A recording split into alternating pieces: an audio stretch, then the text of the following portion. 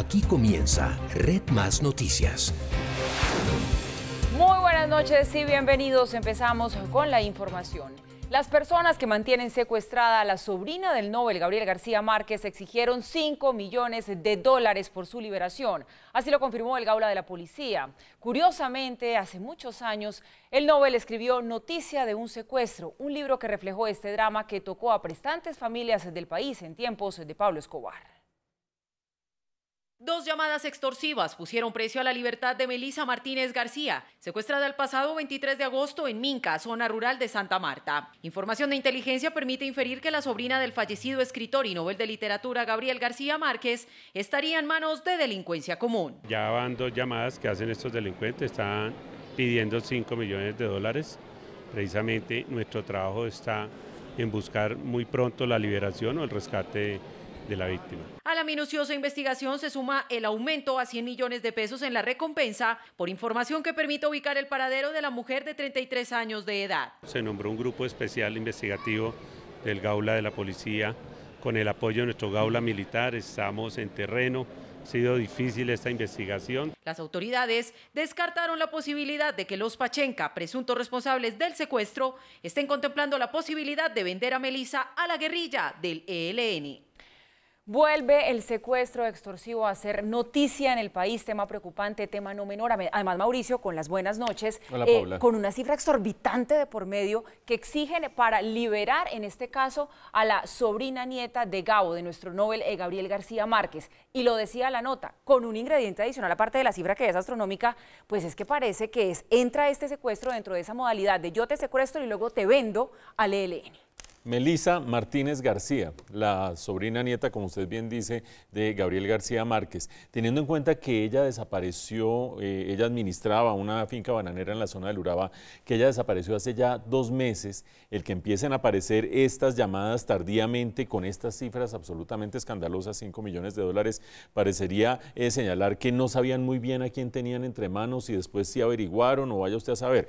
Además, a quién tenían entre manos, que es una sobrina nieta, pues que vaya usted a saber en ese árbol genealógico que parece de 100 años de soledad por allá lejos, qué es lo que están tratando de encontrar con semejante rescate que están pidiendo.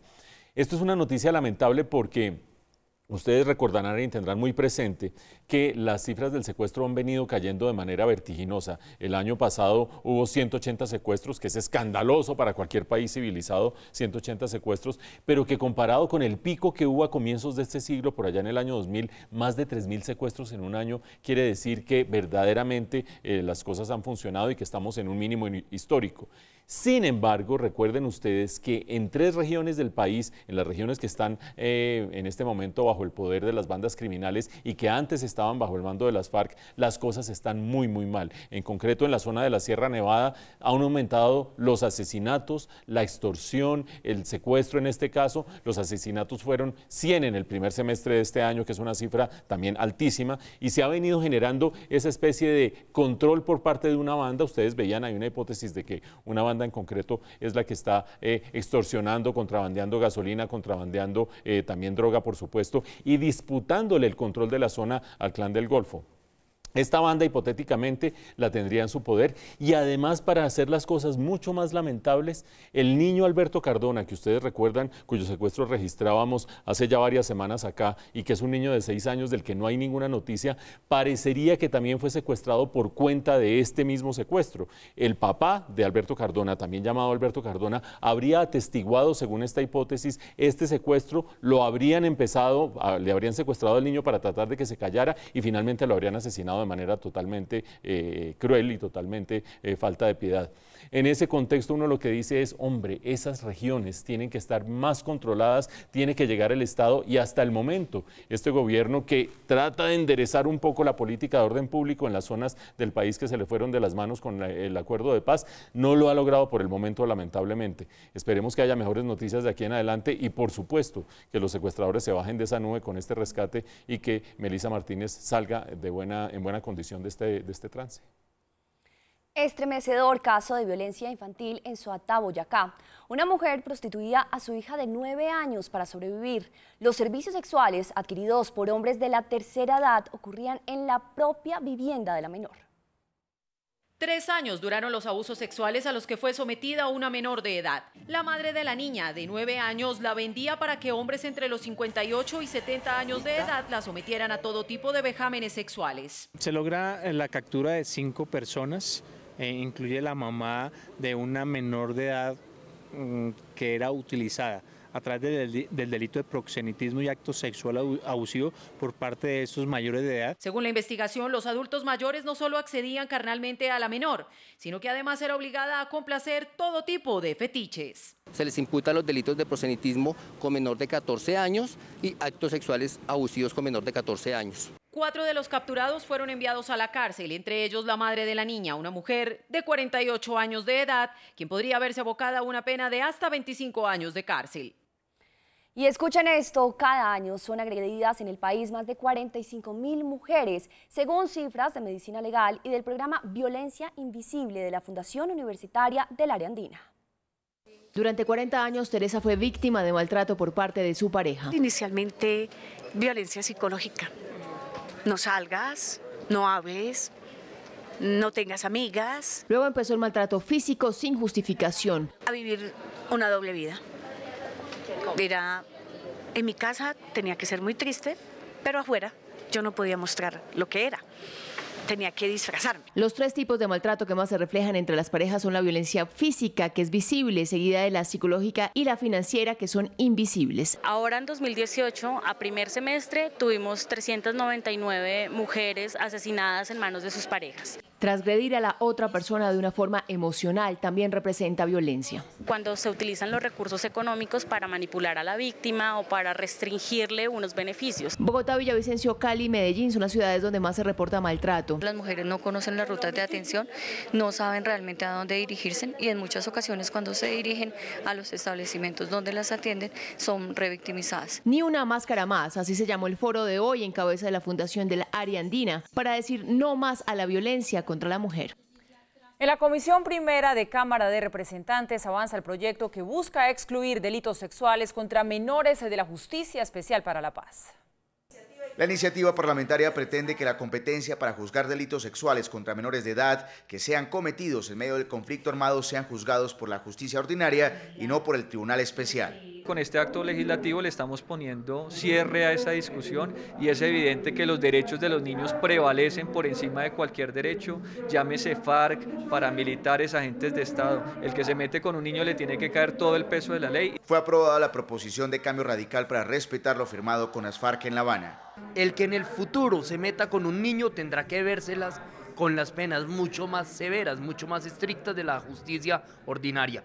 Y en segundo lugar, presentamos una proposición que fue aprobada y que garantiza que bajo ninguna circunstancia este cambio cambia las reglas de juego del acuerdo con las FARC. No será retroactivo si es que es aprobado el acto legislativo. Cualquier grupo, cualquier abusador o violador de un niño tiene que entender que a ese señor, a ese delincuente de lesa humanidad no se le aplica la justicia transicional y será la justicia ordinaria la que lo juzgue y le imponga las penas correspondientes. La Comisión Primera de la Cámara de Representantes aprobó en primer debate el proyecto de acto legislativo con una votación de 15 contra 7.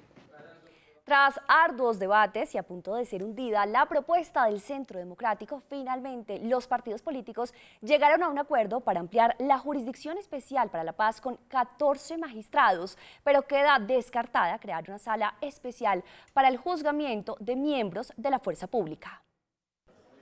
La Comisión Primera del Senado fue el escenario donde se llevaron a cabo 6 sesiones para debatir el proyecto de acto legislativo de Paloma Valencia, que buscaba tener un tratamiento diferencial con magistrados especiales para los casos donde están relacionados miembros de la fuerza pública. Sin embargo, la sala especial no procedió, pero sí se acordó aumentar el número de magistrados. Un equilibrio en el origen y que se quiten las prevenciones del origen de los magistrados de la JEP. Fortalecemos la JEP, en otras palabras. Y segundo, la posibilidad de contrastar las autoincriminaciones para que no se convierta las autoincriminaciones en ferias de falsos testigos. Paloma Valencia estaba siendo derrotada por los sectores afines a la paz, pero su compañera María Fernanda Cabal puso sobre la mesa en los últimos días una propuesta que fue recogida por las toldas liberales, quienes al final fueron decisivos en el pulso político. A ese consenso llegaremos en plenaria, pero lo importante es que sean idóneos, que conozcan derecho operacional de las fuerzas, que le den garantías a la fuerza pública. Actualmente hay 38 magistrados, 20 en el tribunal y 18 en las salas. Queda descartado que los 14 nuevos lleguen específicamente a llevar casos de los militares o policías. No se duplica la JEP, no se crean salas diferentes y muchísimo menos especiales para los militares, porque eso sería violar y romper la JEP. Para el gobierno queda claro que existirá un tratamiento diferencial. Ya habrá garantías de jueces imparciales que definitivamente tendrán la posibilidad de revisar las circunstancias técnicas especiales que tiene la fuerza pública. Uribe estuvo participando como invitado a la Comisión Primera y como líder del Centro Democrático reconoció el estatuto de la JEP, pero dejó claro que seguirán teniendo sus reparos. No se renunció y eso quedó expreso a la posibilidad de, a través de otros proyectos, de leyes ordinarias o de actos legislativos, se incorporen otros puntos. El único que no aceptó el proyecto fue el Polo Democrático porque considera que esta es la puerta para hacer cambios estructurales o los acuerdos de paz ya firmados y permitiría que la Corte Penal Internacional llegue con más prontitud. Un grupo de extraditables recluidos en la cárcel La Picota de Bogotá y en el Buen Pastor por narcotráfico solicitaron ser incluidos en la JEP. El vocero de los extraditables realizó varias propuestas y señaló que son ellos los que conocen cómo el narcotráfico financió grupos armados ilegales en Colombia y proponen que se dé una amnistía para quienes promuevan el desarme total de los grupos criminales. Narcotraficantes que pagaron condenas de extradición estarían delinquiendo de nuevo en Colombia. Así lo confirmó el presidente Duque desde Buenaventura. Según el jefe de Estado, las autoridades ya tienen en la mira a los capos que regresaron al país para volver a hacer de las suyas. El presidente apuntó a exmiembros de grandes carteles de la época más cruda del narcotráfico. Algunos de los capos de la mafia de los años 90 que han regresado al país quieren seguir haciendo fechorías y que les quede muy claro que ya sabemos quiénes son y sabemos en qué andan y también si es necesario y si persisten las solicitudes, volverlos a extraditar. Estas alarmas fueron encendidas desde marzo de este año, cuando en un evento de Asocapitales en Bucaramanga, el entonces vicepresidente Óscar Naranjo advirtió: esa segunda ola de regreso de esos llamados extraditables en casos como Cali y Medellín genera enormes dificultades con el tema de los homicidios en las ciudades capitales, porque han llegado a tomar venganza frente a sus colaboradores, han llegado a recuperar tierras y activos que tienen testaferros. Desde Buenaventura, uno de los puntos del país más codiciados por los narcos que buscan sacar droga por el Pacífico, el presidente Duque también anunció más pie de fuerza. 1.200 hombres de aquí a marzo del 2019 para mejorar con el ejército todos los mecanismos disuasivos y ofensivos contra el crimen organizado. Más de 50 extraditados habrían regresado a Colombia en los últimos años tras cumplir condenas en países como Panamá, Estados Unidos y Brasil. También hoy se conoció que 2 funcionarios de la Fiscalía habrían sido el contacto entre el exdirector de inteligencia del DAS, Laude José Fernández, y la empresa de chuzadas con la que supuestamente Avianca habría accedido de manera ilegal a las conversaciones privadas del sindicato. La aerolínea negó todos los señalamientos. El exdirector de inteligencia del DAS y quien en la actualidad era contratista de Avianca fue señalado de supuestamente haber cometido 5 delitos relacionados con interceptaciones ilegales, de los cuales se declaró inocente. En la audiencia se revelaron apartes de las declaraciones juramentadas del fiscal Roberto Carlos Montenegro y de su jefe Luis Carlos Gómez, quienes señalaron que el exalto funcionario del DAS los buscó con el fin de contactar con una empresa especializada en temas de seguridad e inteligencia. Ese interés directo por parte suya es el que lo lleva a contactar al señor Luis Carlos Gómez y al señor Roberto Carlos Montenegro para que a través de ellos se contratara a la empresa del señor Jorge Salinas, que era la encargada de realizar estas actividades ilícitas y obtener la información relacionada con las actividades de estas personas. Existía un interés directo por parte de la empresa de Avianca para tener información relacionada con esas actividades. Tenemos grandes sospechas y dudas en los procesos disciplinarios que se llevaron a cabo, puesto que muchas de las pruebas que Avianca aportó no fueron justificadas por ellos, como Facebook privados, videos de WhatsApp y conversaciones de WhatsApp.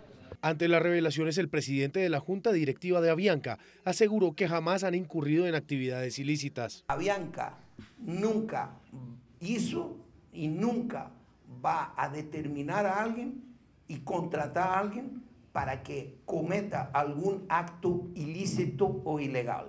No necesitamos hacer cosas de ese tipo. Mañana, la Fiscalía solicitará que Laude José Fernández sea enviado a prisión. La Universidad Distrital anunció que suspenderá temporalmente su calendario académico debido al paro estudiantil y las problemáticas que se han presentado en los últimos días.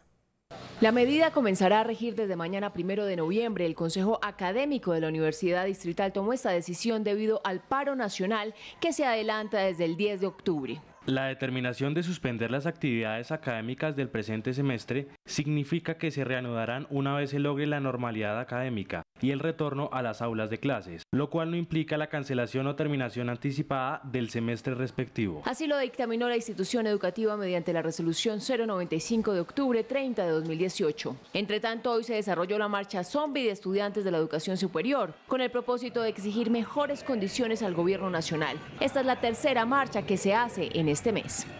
La Procuraduría abrió investigación disciplinaria en contra del alcalde de Bucaramanga, Rodolfo Hernández, por insultar a un ciudadano en medio de una discusión sobre tala de árboles. El Ministerio Público considera que el uso del lenguaje fue desobligante.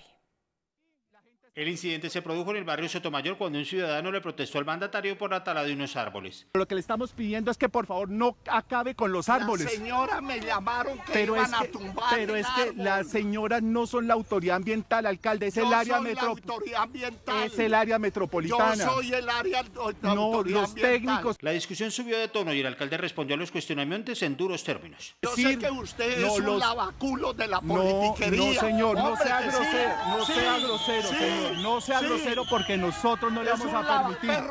No sea grosero. Quien recibió los insultos fue Fernando Martínez, un bebedor ciudadano que abordó al alcalde en el Parque Solón. La Procuraduría le pidió a la alcaldía explicar qué hacía el mandatario en el sitio y si hubo quejas formales durante su permanencia en el parque. El alcalde será notificado y podrá solicitar que lo escuchen en versión libre. Con una inversión de 300.000 millones de pesos mediante la alianza entre la Universidad del Bosque y la Caja de Compensación Compensar, se inauguró en el norte de Bogotá la clínica Los Cobos Medical Center.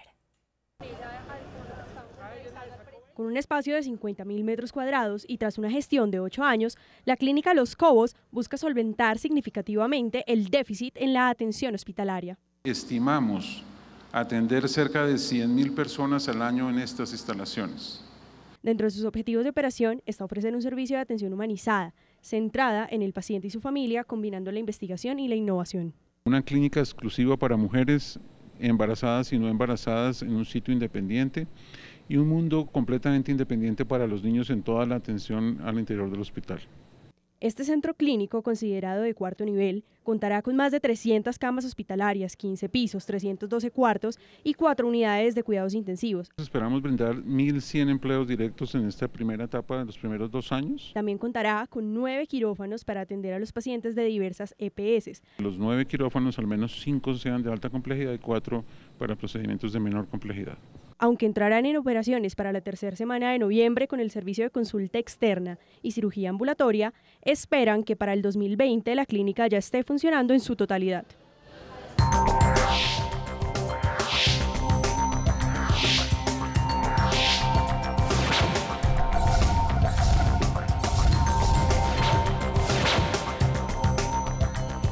Un vistazo ahora a la información internacional. A los 86 años murió el periodista y exguerrillero venezolano Teodoro Petkov, quien fue un férreo opositor del chavismo. En sus 86 años de vida, Teodoro Petkov ejerció diversos oficios. Fue político, economista y guerrillero de las Fuerzas Armadas de Liberación Nacional. Era un símbolo de la izquierda venezolana, pero al mismo tiempo también lanzaba fuertes críticas en contra del chavismo. Sobre esta moribunda constitución. En 2013 analizó de esta manera el fallecimiento de Hugo Chávez Frías y la llegada de Nicolás Maduro a la presidencia venezolana. También es posible imaginar que el país está como tomando un respiro, que ese hiperkinético que era Chávez cansaba. Sus últimos años como escritor y periodista los pasó al frente de Tal Cual, fundado en el 2000 y que al principio fue un diario. Sin embargo, en medio de la crisis económica venezolana y la escasez de papel periódico se volvió un semanario y luego un portal web. Pues así es, Mauricio, gran opositor de Hugo Chávez, el señor Petkov, también como lo han bautizado algunos, la voz crítica de la política y sin duda un hombre que vivió intensamente. Paula, hoy en día para ver qué está pasando en Venezuela hay muchos medios de información que lo comunican y uno pues más o menos tiene, en medio de la oscuridad que hay allá en cifras económicas y estadísticas, tiene una idea clara de qué es lo que está pasando. Cuando Hugo Chávez arrancó, y sobre todo como a comienzos de este siglo, consultar tal cual era la manera de consultar qué era lo que estaba pasando detrás de bambalinas. Una cosa era la apariencia, todo está bien, Hugo Chávez defiende la democracia, no va a hacer reformas, está empujando la economía, está haciendo todo bajo las reglas del juego, pero tal cual este diario fundado por Teodoro Petkov siempre tenía una visión que daba luces sobre lo que estaba sucediendo más allá de lo aparente. Teodoro Petkov no solamente fue importante como periodista, es una figura o fue una figura emblemática en el siguiente sentido. Ustedes veían en la nota que él fue guerrillero, se levantó en los años 60 en armas contra la dictadura de Pérez Jiménez y de guerrillero fue evolucionando siempre dentro de la izquierda, no es que haya sido un converso que termina en el partido de la derecha como sucedió en Colombia con algún exguerrillero, con algunos exguerrilleros, siempre manteniéndose dentro de la izquierda, pero dentro de la izquierda democrática, terminó oponiéndose a Hugo Chávez desde muy temprano. De hecho, Teodoro Petkov trabajaba en el diario El Mundo, dirigía el diario El Mundo cuando Hugo Chávez prácticamente lo hizo sacar, subió al poder, lo hizo sacar y fundó entonces tal cual en el año 2000. Y desde allí fue crítico de Hugo Chávez. Es decir, esa figura emblemática de ser exguerrillero de la izquierda, mantenerse en la izquierda y ser crítico de un régimen totalitario que en ese momento nadie sabía que iba para allá y que terminó siendo dictatorial y mantenerse hasta sus últimos días defendiendo las libertades, las instituciones, la democracia y luchando contra el régimen, lo hizo verdaderamente una figura emblemática. Sobrevivió a la muerte de Hugo Chávez, su periódico no sobrevivió ni a las demandas del Estado, ni a la falta de publicidad, ni a una economía que se contrajo 50% en los últimos 5 años, es decir, todas las plagas juntas. Murió de viejo a los 86 años. Y concluyó la reunión entre el fiscal general saudí y el fiscal encargado del caso del asesinato del periodista Jamal Khashoggi. En un comunicado, el fiscal turco concluye que el periodista habría sido estrangulado y posteriormente descuartizado el pasado 2 de octubre, fecha en la que entró al consulado saudí en Estambul. El gobierno de Arabia Saudita invitó a Riad al fiscal turco para trabajar conjuntamente en la investigación. El pasado sábado se conoció el fallecimiento del dueño del Leicester después de un accidente en un helicóptero, pues hoy se conoció el video del suceso, que es realmente lamentable. En el video se ve el helicóptero abandonando el estadio y se puede observar cómo pierde el control una vez está fuera del recinto y cae al suelo. Tras la incertidumbre inicial, el club confirmaba que efectivamente el dueño estaba dentro del helicóptero desde el mismo momento del accidente, que sigue todavía en investigación.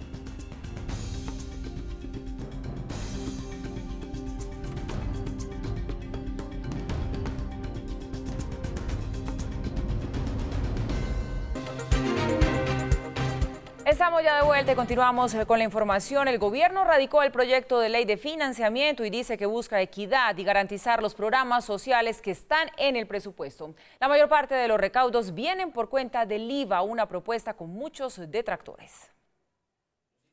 El ministro de Hacienda presentó el proyecto de ley que bautizado como de financiamiento e insistió que sin esos recursos muchos programas sociales no tendrían financiación suficiente. Tiene un telón de fondo que es la reactivación económica del país, que es el emprendimiento en el país y que es la equidad que todos buscamos, y al mismo tiempo tiene un objetivo de corto plazo, un objetivo inmediato, que es financiar programas sociales. Dice que con esta iniciativa se busca reducir la inequidad que existe en el país y hacer más simples los procesos tributarios. Profundizar y simplificar nuestros esfuerzos por introducir la facturación electrónica y sobre todo simplificar en orden a hacer más trazable las iniciativas y las obligaciones tributarias de los colombianos. El gobierno asegura que el país está en condiciones de regresar a los más pobres los recursos de IVA, una iniciativa sobre la cual hay muchas dudas. Se ha compensado de manera directa a cada uno de estos 4 millones largos de hogares colombianos que constituyen el 30% más pobre y más vulnerable de la población. Ante las críticas de falta de explicación en temas de austeridad, el ministro de Hacienda dice que sí habrá apretón oficial. Vamos a reducir en el año 2019 en 1.2 billones de pesos los gastos que consideramos excesivos al interior del Estado colombiano. Algunas propuestas son bien vistas desde la academia, pero no es la solución estructural que se necesita y es probable que en poco tiempo se hable de otra reforma. La filosofía general de la ley de financiamiento es buena en cuanto a la equidad que genera. Eso lo ve uno a través de la devolución bimestral que se le da a los hogares de menos posibilidades, de escasos recursos. Sin embargo, también hay que tener en cuenta que se puede afectar la liquidez de estos hogares. En 2 o 3 años estaremos hablando de una nueva reforma tributaria y quizá el IVA no se devolverá al 17%. Otros analistas sostienen que esta reforma es IVA y algunas cosas más, y consideran que se beneficia a las empresas en detrimento de la gente. Las cuentas del Ministerio de Hacienda lo que plantean es que el recaudo de IVA se va a duplicar en los próximos 4 años, pero el ingreso de los colombianos no se duplica en 4 años. Cada hogar colombiano en promedio va a tener que destinar 69.000 pesos adicionales cada mes para pagar IVA, y en productos tan sensibles como los alimentos es aún más grave. El gobierno cree que cuenta con el suficiente respaldo en el Congreso para sacar adelante esta iniciativa. Y a propósito de la reforma tributaria que inicia su tránsito en el Congreso, las redes sociales pusieron a circular la imagen que van a ver a continuación, precisamente hoy, en la Noche de las Brujas. El fantasma al que muchos contribuyentes pues, no mames gallo, nos Camilo. veremos enfrentados si no pagamos a tiempo nuestros impuestos o si de pronto nos da por evadir los pagos de IVA. A todos definitivamente nos genera terror este fantasma de la DIAN. Este es el disfraz del día. Sin lugar a dudas, si yo me fuese a disfrazar, lo cual no voy a hacer por falta de tiempo, me disfrazaría. Paula, ¿qué es lo que más detestas hacer en la vida? No, yo no detesto ser nada en la vida, señor. Bueno, no, nada. ¿Que los disfraces, Pablo? No, no sé a qué se refiere usted, Mauricio Reina. Muy bien. Muy bien, y cambiamos de tema porque esta noche debemos decirle adiós a una gran amiga y compañera de Red Más Noticias que desde el inicio de este proyecto ha estado aquí con nosotros. Primero en este set, llevándole las noticias a ustedes y luego en Camila Sin Filtro. Hablamos de Camila Zuluaga, a quien saludo a esta hora. Camila, buenas noches. Nos da mucha tristeza porque usted deja esta casa, pero estamos felices porque será para grandes proyectos sola, Camila. Hola Paula, Mauricio, Paola y Camilo, me place saludarlos, muchísimas gracias por esa despedida. Y pues sí, fueron 2 años de muchísimas experiencias en donde contamos cosas y además conté mi opinión de lo que pasaba a nivel mundial y en Colombia desde cualquier parte del mundo, y por eso pues también sobre todo tengo que agradecerles, como ya lo hice, a los televidentes por permitirme entrar en sus casas y escuchar lo que tenía que decir sobre diferentes temas. Creo que fue un experimento maravilloso en donde además después de mi salida pues vendrán voces de diferentes partes con distintos puntos de vista precisamente para seguir haciendo lo mismo, para analizar las noticias de Colombia y el mundo. Bueno, Camila, pero denos un adelanto de sus nuevos proyectos, no nos deje así. Pues digamos que ya se sabe un poco para dónde me voy, pero voy a hacer proyectos de radio, de televisión, en una nueva casa que pues me impide estar haciendo Camila Sin Filtro, pero además porque el tiempo no me va a dar. Y son proyectos que me tienen muy emocionada, que ya les estaré contando exactamente qué es lo que vamos a hacer, porque ya arrancamos en un par de semanas. Así que pues ojalá se los pueda contar muy pronto con detalle específicamente para dónde nos vamos y cuáles son los proyectos que vamos a iniciar. Bueno, Camila, pues todos los éxitos del mundo. Usted sabe que esta siempre será su casa y la vamos a extrañar. Buenas noches. A ustedes muchas gracias de nuevo, un saludo muy grande allá en el set y seguramente nos vamos a volver a encontrar en este set y en estas cámaras. Esperemos que así sea. Hablamos ahora del Internet de las cosas que llega a las empresas. Abrió sus puertas un nuevo showroom en el que empresarios podrán co-crear con Claro la innovación en sus negocios. Aquí les contamos de qué se trata. Bienvenidos al nuevo Centro de Tecnologías de Claro, el lugar en el que hacemos que la innovación pase.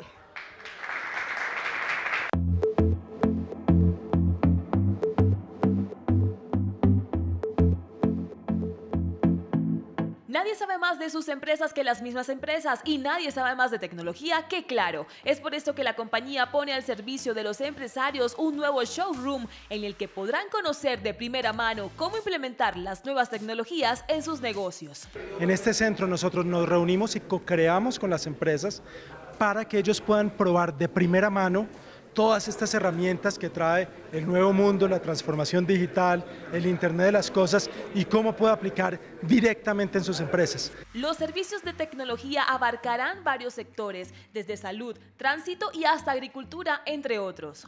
Tenemos una solución de iluminación que permite controlar la iluminación de una ciudad completa desde un control central. Tenemos soluciones de agricultura, por ejemplo, para controlar los cultivos, el clima, la producción, soluciones de comando central para ciudades, también de seguridad. Claro es el primer operador en realizar una oferta de tal magnitud, así que ya es una realidad. El Internet de las cosas ahora llega a las empresas gracias a Claro.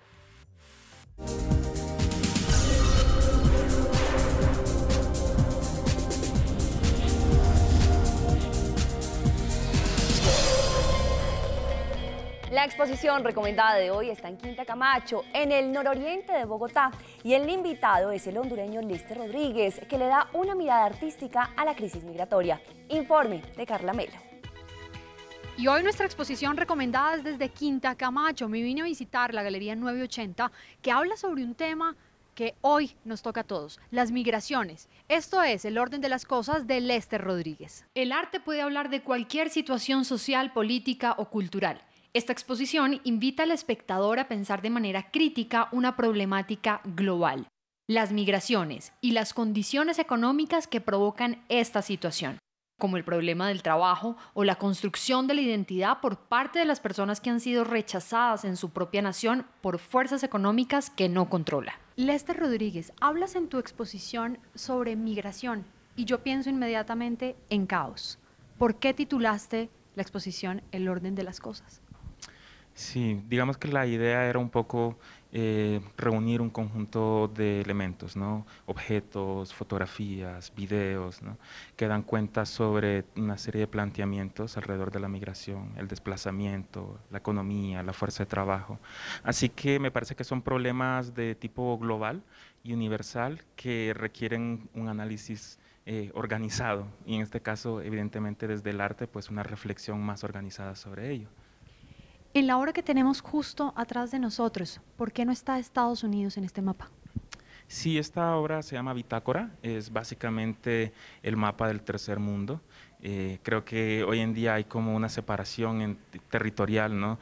Que delimita un poco las rutas de desplazamiento de las migraciones. Lo que el mapa plantea un poco es eso, situar, digamos, en un contexto geográfico, esas rutas. Lester Rodríguez habla de las complejidades y los efectos de las migraciones. La muestra se presenta en Galería 980, la entrada es gratuita y estará abierta hasta el próximo 6 de noviembre. Conectarte es posible gracias a Colfondos del grupo Scotiabank.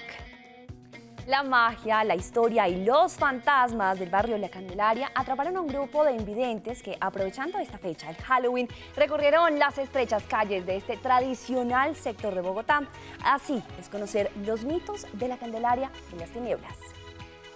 Ninguno de ellos ha visto la Plaza de Bolívar, ni mucho menos el barrio La Candelaria, pero siguiendo la voz de un líder. Ese es el sonido de las cadenas. Y a puro oído sintieron lo que es recorrer las historias que se han escrito en el pasado. Hay quienes cuentan que por los sucesos de la toma del Palacio de Justicia, dentro del Palacio de Justicia se perciben energías, hay presencia de fantasmas. Apretaron el paso, era una tarde gris de Halloween en Bogotá y aún nos esperaba el espectáculo que significa huir el paso de una quebrada por la Plaza de Bolívar. En la calle 11, donde la noche del 25 de septiembre de 1828 saltara Bolívar para huir de un atentado, se vivió la postal más bella del recorrido. Todos palparon literalmente la historia. Es una experiencia maravillosa como venir al centro, pero con un guía, oler la ciudad, escuchar los ruidos. También saltaron a escena aquellos personajes fantasmagóricos de antaño. Tenemos el de José Raimundo Rusi, que fue un abogado de los pobres que fue fusilado. La Candelaria tiene su propia voz y tiene sus propios aromas. Fue un viaje por esa Bogotá que poco se ve, pero que suena, que palpita. Y a propósito del Halloween, los invitamos a verlo como una fiesta de disfraces que disfrutan desde los más niños hasta los más adultos. Es por eso que vamos a las calles de Bogotá para registrar cómo está el ambiente. Paola Vargas nos tiene la información. La puntica nada más, porque es que a mí me gusta que me quede así como tú sabes. ¡Ay, no, chicas! Imagínense, me acabo de conseguir un excelente peluquero a esta hora de la noche aquí en la zona T de la ciudad de Bogotá. ¡Ay, nada más y nada menos que el hombre manos de tijera! ¡Bienvenido! Gracias, gracias. Bueno, ¿cuánto tiempo haciendo este disfraz? Realmente me demoré 2 horas. 2 horas y siempre eres Edward. No siempre soy cosplayer y hago diferentes disfraces. Claro que sí, espectacular. Y por acá tenemos más amigos, mucho trabajo esta noche. Esto es espantapájaros, mucho gallinazo. Claro, claro, espantando gallinazos. Mañana le toca trabajar, estudiar. Estudiar, claro. Y está en medio de parciales y cosas, y mejor dicho. Pero yo pienso que acá necesitamos un exorcismo, por el amor de Dios. No los voy a exorcizar a todos. Madre, ¿cómo es su nombre? Claudia Mariño. Bueno, ¿y cómo es la seña? ¿Qué es lo que va a hacer? No, pues vine aquí con toda esta gente que está poseída y los voy a bendecir a todos acá. Listo, pues empiece por mí, pues. No, yo pienso que esto está bueno para terminarlo con... No, momento, ¿qué te pasó, nenito? Ven acá. Hermano, ¿qué me lo hicieron? Venga. ¿Y eso cómo fue? Mucho estudio, mucho estudio. ¿Por qué no quiso estudiar o qué? Sí, perdí español. Ay, no a la violencia. Más bien vamos a cantar. Eso está bueno para cantar, para divertirnos. Hoy es un día espectacular y los disfraces están diciendo presente aquí en la ciudad de Bogotá. Así que... ¡azúcar! ¡Caballero! Todo aquel que piense que la vida no es igual. Tiene que ser no es así, que la vida es una aventura. ¡Ay, qué ir! La Paola me quedó aquí bailando. Usted, me despido de ustedes. Chao.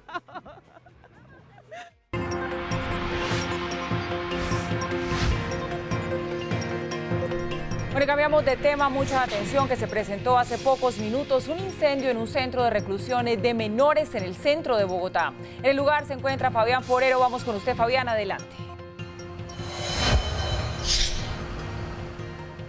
Paola, buenas noches. El incendio se presentó hace pocos minutos exactamente en la carrera 30 con calle 12. Aquí funciona un centro de protección para menores. Me acompaña Armando Vergara. Armando es veedor de la policía. Armando, ¿qué fue lo que sucedió acá? Buenas noches, no, pues hubo un intento de fuga por parte de algunos menores donde se presenta que queman uno de los juzgados, rompen una ventana, se intentan volar por los techos, lesionan a un profesor, a un coordinador de ellos. Y, hombre, esto es delicado el tema que está sucediendo todos los días en estos centros de protección de menores. ¿Por qué se habría originado, digamos, esta revuelta de los internos? No, esto es constante, por cualquier cosa que no les gusta a ellos, arman la revuelta, las intentas de fuga, no solamente es en este centro, sino en otros centros aquí de Bogotá. Armando, muchas gracias. El ESMAD de la policía, hay que decir, ha llegado a este lugar. Se empieza con el reconteo de los menores de edad que están en este centro y la policía pues investiga este hecho. Desde el centro de Bogotá, Fabián Forero, Red Más Noticias. Fabián, pues muchas gracias por esta información y mañana también desde muy temprano estaremos con usted profundizando acerca de esta noticia. Llegamos así al final de esta emisión. No olviden mañana aquí en nuestro canal desde las 6 de la mañana toda la información y las noticias con Darío Arizmendi, Juan Lozano y todo el equipo periodístico que hace parte de esta alianza de Caracol Radio y Red Más Noticias. Lo mejor de la radio y lo mejor de la televisión. Feliz día de Halloween, que descansen y nos vemos mañana.